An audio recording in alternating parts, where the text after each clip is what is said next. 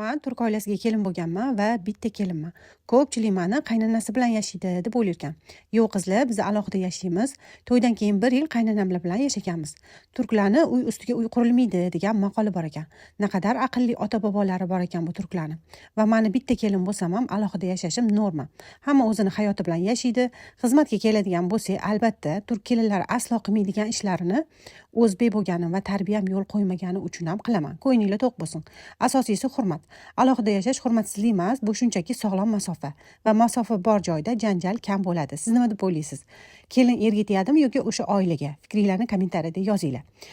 Endi aytishinglar mumkin, qariganingizda sizni ham keliningiz alohida yashaydi deb.